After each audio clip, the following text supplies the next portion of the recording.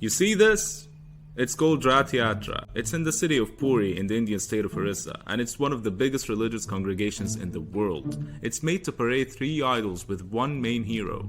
This one, Jagannath, the Hindu lord that symbolized the fight for existence and freedom for centuries against constant oppression and xenophobia from the nice visitors who came to India back in the day.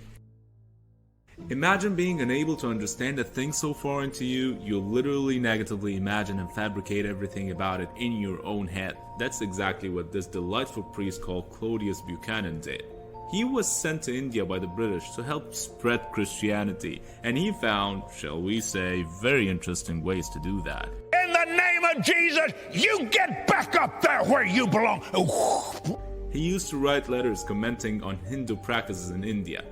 He referred to it in his letters as Hindu, as one should. Those letters made it to America and was arguably the first direct impression about Hinduism and Indian religions to the American public. He described Jagannath with aggressive biblical examples that appealed to his Christian readers at the time, like calling him Moloch and his temple Golgotha, the place where Jesus was crucified.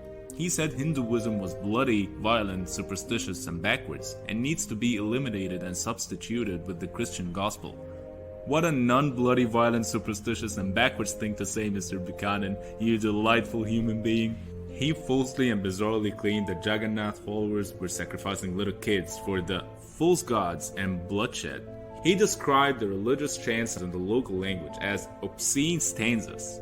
The important thing here is that dude never spoke the language. He literally did not know what any of the words actually mean, and he called them obscene stanzas. He called Jagannath Juggernaut, which is described as a destructive, chaotic presence that needed to be eliminated. Try and think of the impact of this Hindu guy, shaping the minds of thousands about a culture he never even understood in the first place and a language he never thought to learn, and coming up with words to further distort and disturb the image of a deity he doesn't even know what it stands for. It didn't look like anything familiar to him, or how he perceives deities and idols. How it was very different from everything he thought a god or an idol should look like was extremely shocking to him.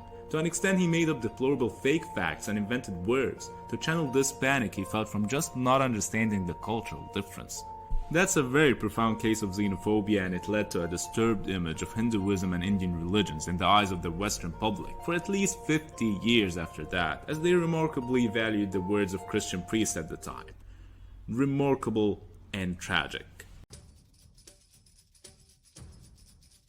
As the idol is the most worshipped in the state of Odisha, or Orissa, which was one of the last states to fall into the Muslim rule, you can guess that the Muslim army wasn't so nice to Jagannath, for the most part. Firuz Tughlaq, for instance, raided the state of Orissa and went straight to demolishing the Jagannath temple, the ultimate place of worship for Jagannath worshippers. I mean, first ask, Jagannath? Nope. That went on with every attempt of invasion or control over Orissa. Rulers would order the destruction of all Jagannath images and idols, like clockwork. Hindus will take the idols and hide them deep into the forest and stay there to protect it and themselves.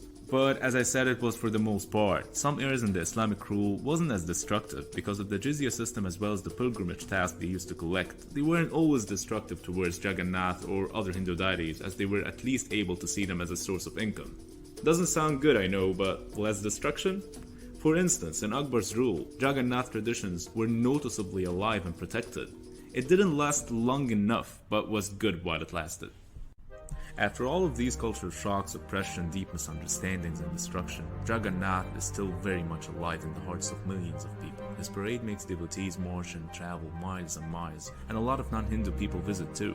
The Jagannath temple in Puri is very much alive and defines the city actually, but because of this business of going after the idol from every other faith that comes around in India, only Hindus and Dharmic religion followers can enter the temple. My opinion might irritate a lot of my Desi friends, but I believe this rule is obsolete and doesn't suit the inclusive nature of Hinduism. For example, I'm not a Hindu, but for the sake of the fight for freedom, in the face of oppression and aggression, for every ruthless soul who didn't take a minute before resorting to destruction and planning fear and hate, for every xenophobe who instead of learning about differences and coexistence, resorted to feelings of superiority and attempts of cleansing a whole culture, in the face of all of that I say, Jai Jagannath Ji. But what do I know? It's just a point of view. Subscribe for more point of views.